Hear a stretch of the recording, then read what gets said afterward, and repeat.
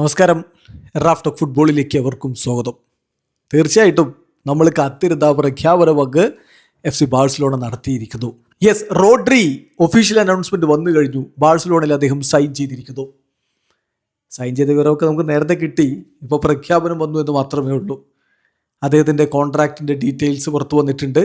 2030 വരെയാണ് അദ്ദേഹം contract sign ചെയ്തിരിക്കുന്നതെന്ന് മാത്രമല്ല, ഇതിൻ്റെ financial deals 60 million euro fixed, പിന്നെ 15 മില്യൺ യൂറോ ആഡ് ഓൺസ് ആയിട്ടാണ് മാഞ്ചസ്റ്റർ സിറ്റിക്ക് നൽകുന്നത്. അങ്ങനെ വൻ തുകക്ക് ഇതാ റോഡ്രിയെ FC ബാഴ്സലോണ സ്വന്തമാക്കിയിരിക്കുന്നു. നാളെ FC ബാഴ്സലോണ ജോയിൻ ക്യാമ്പർ ട്രോഫിയിൽ കളിക്കാൻ ഇറങ്ങുമ്പോൾ റോഡ്രി ടീമിൽ ഉണ്ടാകും എന്ന് പറഞ്ഞാൽ അറിയാലോ. ജോയിൻ ക്യാമ്പർ ട്രോഫി എന്ന് പറഞ്ഞാൽ ബാഴ്സലോണയുടെ സീസൺ ഓപ്പണറാണ്.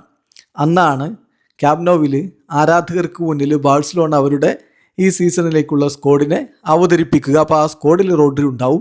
നേരത്തെ തന്നെ ഈ ജോയിൻ ക്യാമ്പർ ട്രോഫിക്ക് റോഡ്രി ഉണ്ടാവണം എന്ന് കരുതിക്കൊണ്ട് തന്നെയാണ് നീക്കങ്ങളൊക്കെ നടത്തിയത്. നാളെ രാത്രി ഇന്ത്യൻ സമയം 11:30 ജോയിൻ ക്യാമ്പർ ട്രോഫിയുടെ മത്സരമുള്ളത്. എതിരാളികൾ ഈജിപ്ഷ്യൻ ക്ലബ്ബായിട്ടുള്ള അൽ അഹിലിയാണ്.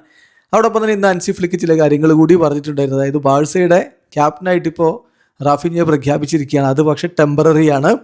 ഇനി സ്ക്വാഡ് കംപ്ലീറ്റ് ആയിട്ടില്ല. ട്രാൻസ്ഫറും കാര്യങ്ങളൊക്കെ കഴിയുമ്പോൾ സെറ്റായിട്ടൊരു വോട്ടിംഗ് നടത്തും.